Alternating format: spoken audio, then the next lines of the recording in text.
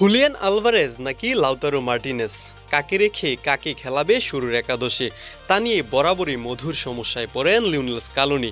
এ নিয়ে আর্জেন্টিনার সমর্থকদেরও আক্ষেপের যেন শেষ নেই। দুজনেই রয়েছেন সেরা ফর্মে।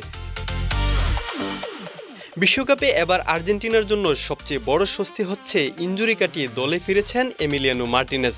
একের পর এক ইনজুরি জর্জরিত লিওনেল স্কালোনির দল। এখনও চোটের সাথে লড়াই করছেন অনেকেই, এখনও সেরে ওঠা বাকি কয়েকজনের। অথচ এমন অবস্থায় কিনা স্বস্তি হয়ে দলের সাথে যোগ দিয়েছেন তিনি।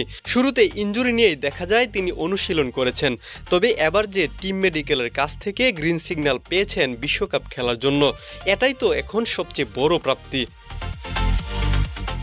একদিকে স্বস্তি এলেও আরেকদিকে ঠিকই ইনজুরি দলে দুশ্চিন্তা বাড়িয়ে তোলে। একের পর এক খেলোয়াড় এখনও ইনজুরি থেকে সেরেই উঠতে পারছে না।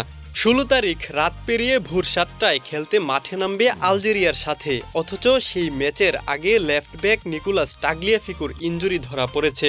তাতে প্রথম ম্যাচের জন্য ছিটকে যাচ্ছেন তিনি। আর একদিন পর মাঠে নামবে স্কালোনির দল। তবে এই ম্যাচকে সামনে রেখে কেমন হবে আর্জেন্টিনার একাদশ? সবার আগে চোখ দেয়া যাক গোলপোস্টের দিকে। সেখানে তো কোনো পরিবর্তন আনা লাগছে না, যা কোচের জন্য সবচেয়ে বড় স্বস্তি। একাদশে ফিরতে যাচ্ছেন এমি মার্তিনেজ। যদিও ছিলেন না প্রস্তুতি ম্যাচে, তবে বিশ্বকাপে দলে ফিরছেন তিনি। রাইট ব্যাক নিয়েও আছে একটু দ্বিধা। পুরোপুরি কি সেরে উঠেছেন নাহুয়েল মলিনা কিংবা গঞ্জালো মন্টিয়েলে কি প্রস্তুত খেলার জন্য? যদি দুজনেই ফিট থাকেন তবে দেখা যাবে মলিনাকেই, আর যদি ফিট না থাকেন তবে সেন্ট্রাল ডিফেন্ডার মার্কুস সেনেসিকেই দেখা যাবে একাদশে।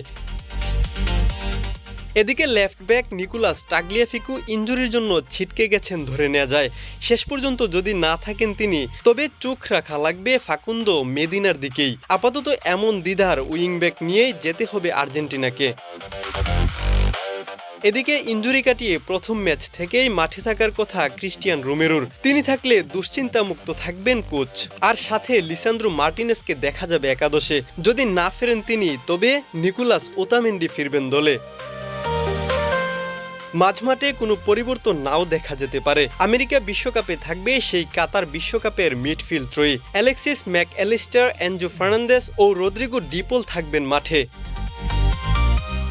এবার চোখ দেয়া যাক আক্রমণের দিকে। লিওনেল মেসি তো ফিরছেন, এটা দলের জন্য সবচেয়ে বড় স্বস্তি। আগের ম্যাচে ২০ মিনিটে দেখান ঝলক। এছাড়াও স্ট্রাইকার হিসেবে লাউতারো মার্টিনেজকেই দেখা যেতে পারে শুরুর একাদশে, এবং লেফট উইংয়ে থাকবেন থিয়াগো আলমাদা। সব ঠিক থাকলে এমন একাদশেই মাঠে নামতে পারে আর্জেন্টিনা।